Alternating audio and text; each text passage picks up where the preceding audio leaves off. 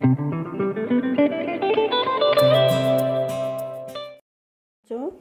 इसके पहले हमने पढ़ा था संतुलित आहार के बारे में, और जिसमें हमने पढ़ा था कि पर्याप्त आहार क्या है और अपर्याप्त आहार क्या है। आज हम पढ़ेंगे कि संतुलित आहार को निर्धारित या प्रभावित करने वाले कौन कौन से कारक हैं। इसमें सबसे ज़्यादा जो प्रभावित करता है वो है पहला कारक व्यक्ति की आयु।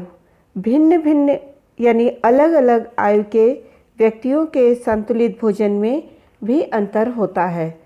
जैसे एक बच्चे की कम आयु होती है और जो है वयस्क की अपेक्षा उसे अधिक पोषक युक्त भोजन की आवश्यकता होती है। क्यों होती है? क्योंकि उसके शरीर के निर्माणक तत्वों की अधिक आवश्यकता होती है, जिससे उसके शरीर का उचित वृद्धि और विकास हो सके।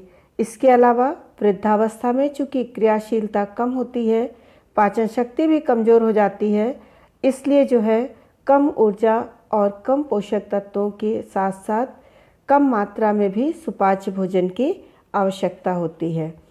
बच्चों, इसके बाद दूसरा पॉइंट आता है लिंग। स्त्रियों की अपेक्षा पुरुषों के लिए जो पोषक तत्व है उसकी अधिक मात्रा और भोजन की भी अधिक मात्रा की आवश्यकता होती है, क्योंकि उनके शरीर का भार, आकार और उनकी क्रियाशीलता स्त्रियों की अपेक्षा अधिक होती है। अधिक क्रियाशीलता के कारण निर्माणक तत्व की अधिक आवश्यकता होती है, जिससे कि उनके कार्य के द्वारा जो तंतुओं की क्षतिपूर्ति की जा सके। परंतु स्त्रियों को गर्भावस्था व दुग्धपान की अवस्था में अधिक पोषक तत्व और सुरक्षात्मक तत्वों की आवश्यकता होती है। बच्चों, इसके बाद आता है परिश्रम। जो व्यक्ति जितना अधिक शारीरिक श्रम करता है उसे उतनी ही अधिक ऊर्जा की आवश्यकता होती है, क्योंकि उसके शरीर की जो कोशिकाएं होती हैं उनमें टूट फूट होती है और उसके लिए उसे निर्माणक तत्व की अधिक आवश्यकता होती है। जो शारीरिक श्रम करने वाले व्यक्ति हैं उन्हें संतुलित भोजन में अधिक पोषक तत्व वाला भोजन आवश्यक होता है। फिर बच्चों आता है मौसम व जलवायु। भोजन के पोषक तत्वों की मात्रा जो है मौसम को भी प्रभावित करती है। ठंडे मौसम या ठंडी जलवायु में रहने वाले व्यक्तियों के शरीर की रक्षा के लिए उन्हें गर्म जलवायु वाले व्यक्तियों की अपेक्षा भोजन की अधिक आवश्यकता होती है।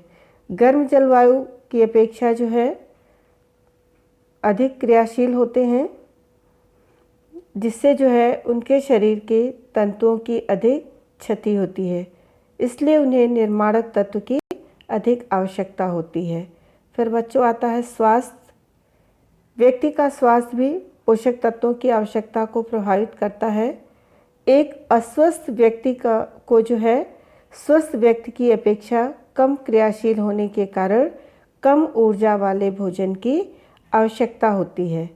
बीमारी के कारण उसके शरीर के तंतुओं की टूट फूट अधिक हो जाती है, इसलिए उसे जो है निर्माणक एवं सुरक्षात्मक तत्वों की अधिक आवश्यकता होती है।